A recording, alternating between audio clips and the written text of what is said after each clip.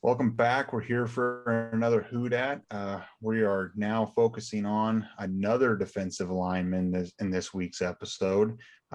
Last week we covered Clayton Smith. This week it's Kelvin Gilliam, another edge guy, 6'3", 250 pounds, 4-star, number 106 overall, number 7 edge player in the country.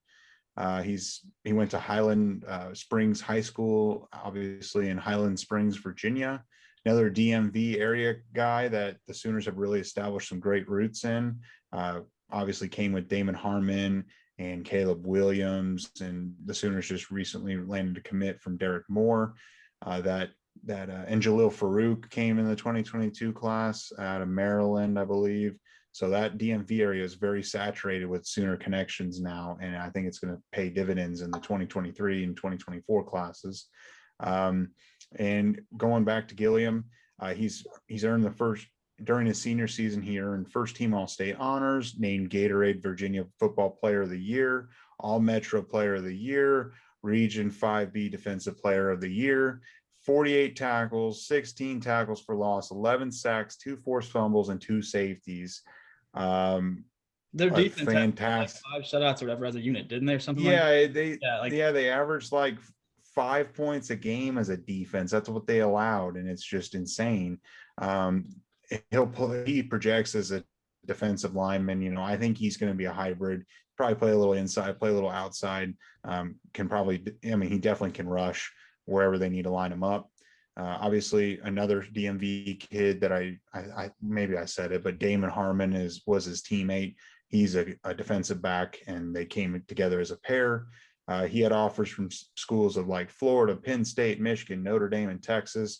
Really, the main competition, and they almost swooped in and took him at the last second game, but the Sooners were able to hold him off. Maybe his teammate helped, help the Sooners out, keeping him in the Crimson and Cream. But that's basically the background on him. A very decorated football player, in a position that the Sooners are very strong at. Brandon, would you like to lead off with some comments and thoughts on him? Yeah, no, I'm excited about it. I think the Big 12 Media Day, Coach Lincoln Riley said something about how it's the best defensive line in the country. Definitely the Big 12, probably the country. He definitely feeds into that. Obviously, great size, great athleticism. He's got great ball skills, straight off the line. 11 sacks. You read his laundry list of accolades that he did as a senior. This D line that we have right now, I think, is the best in the country, and he's only going to add to that and keep it going. Like you mentioned, Derek Moore. It seems like the D line, kind of like the offense, our skill players, it just keeps getting better, and he's definitely part of that. Yeah. And I was just looking, I know this is mainly focused on Gilliam, but Clayton Smith was the number 2, defensive edge player. Gilliam was 7 and Ethan Downs was 12. So great talent for the Sooners coming in this most recent class. Jose, what are your thoughts on him? The dude is very explosive off of the line. His tape just he bullied people. When we talk about offensive linemen, I always mention that the offensive linemen kind of just use their big bodies and bully people around when they are in high school. This guy does that, but on the defensive side. It's really impressive how fast he gets off from the snap. I think he'll probably be more of a defensive tackle in college. They'll probably beef him up a little bit just because that's also the position where we have a little bit less depth, and our pass rushing mainly comes from outside linebackers, and we do have some defensive ends that come in and help out. So he'll need to beef up. When I was reading some scouting stuff, people were saying he's going to be a 3-tech, so he's mainly going to be there to stop the run.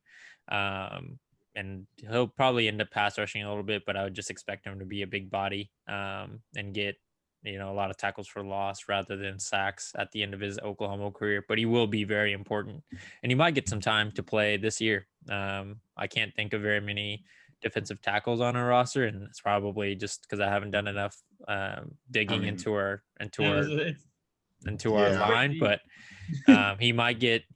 I think he could get some playing time, at least the first 3 games, just because we're probably going to want to get some tape on him for the next few years.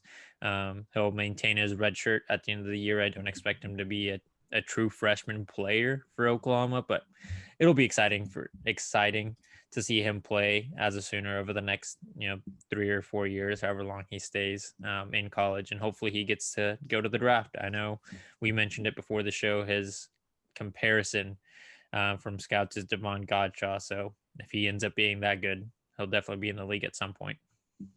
Yeah, I mean, talking about the defensive line depth, yeah, he most likely is going to keep his red shirt for the year because, I mean, you look at Perion Winfrey, Jalen Redmond, Isaiah Coe. I know that there's Jordan Kelly's there, just a few other Corey Roberson. I mean, there's enough talent there that I don't think he's going to really break his red shirt. I mean, barring some terrible injury history or run of injuries, he might be thrusted into it. But speaking of like Big 12 media days and some recent stuff, I don't know if you guys noticed, but Marcus Hicks actually was a defensive lineman out of Kansas. He was a top recruit out of Kansas, defensive lineman. He has now been switched to the offensive line, I think, as a tackle. They changed that on the roster, I think, over the last few days, and he's been working out there this summer. And I think with him coming back from his Achilles tendon, he was struggling with a little bit of twitch, and they just saw a lot of potential. So there's one less guy that he's going to have to fight for time. But going back to Gilliam, I think, we've talked about Grinch he has a type for defensive back, whether they're safeties or corners. I think he has a type for defensive linemen, and they're guys that are high motor guys, because Clayton Smith, Kelvin Gilliam, and Ethan Downs all have that same similar trait.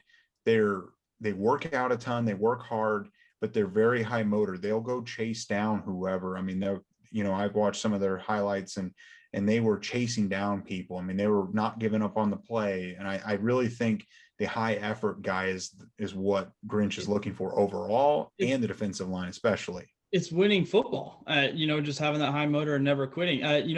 It's not D-line, but the Big 12 title game against Baylor. If when Trey Brown, I can't remember if he got beat or somebody else got beat, but he hustled all the way downfield, made the tackle like the 15-yard line, then they kicked the field goal, held the lead. Not a lot of guys do that. A lot of guys would be like, oh, well, there's a touchdown. Well, the offense will go get it back for us. But like going back to the high motor, I mean, that's winning football. I mean, obviously these big D linemen aren't going to run down a receiver with 4.5 speed, 4.6 speed, but if they keep hustling downfield and a running back has kind of, got a good run going and they're trying to juke people out or doing this and that, and they're just hustling the whole time, they might make the play, drag them down, force a fumble. It's winning football. I mean, I love it. I think that's a great thing to look for in all players, especially the D-line, corners, all of it. Yeah.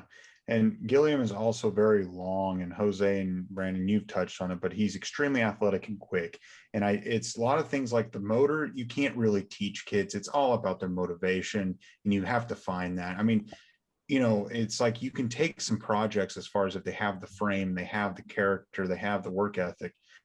And Gilliam has all that. I think he just needs a little fine tuning, whether they did it.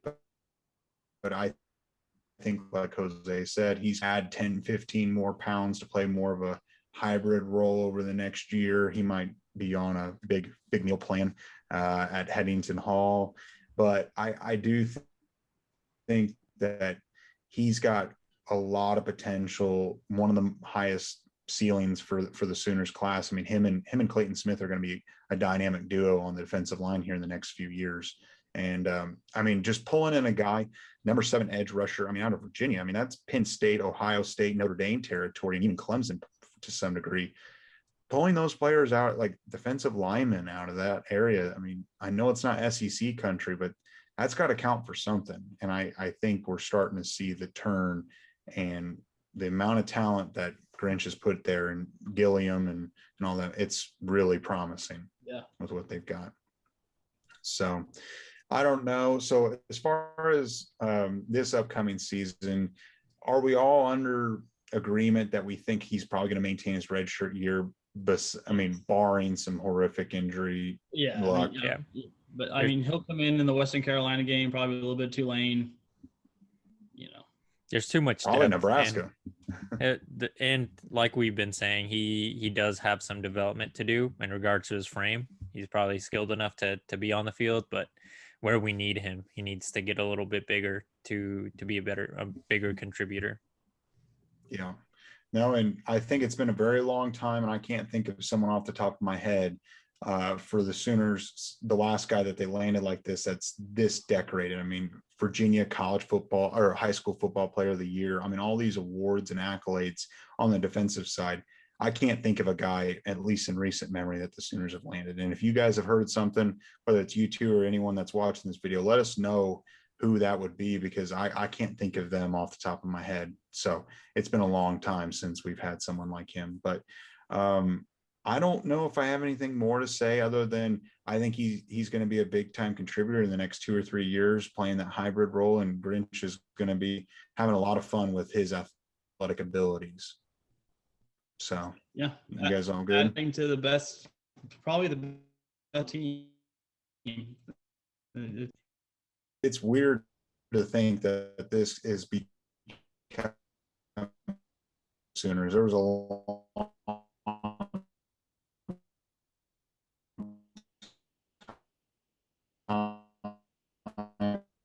where one could run up the middle, and it was just that's where you attack the Sooners defense, and it's different now. So definitely keep your eyes on for this kid for the next couple 2-3 years, maybe even 4 years down the line. He probably will be an NFL draft pick. Maybe like, comment, subscribe, Micah Bowens, Jordan Mukes, and a handful of others, and we've got more coming your way.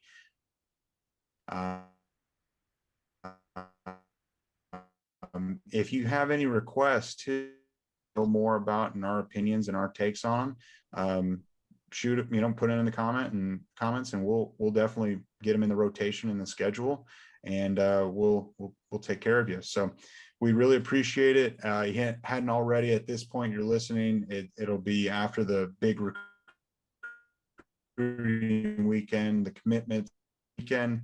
If you hadn't already, check out Friday's podcast where we discuss the possible commitments and previous whodats. But thanks, guys.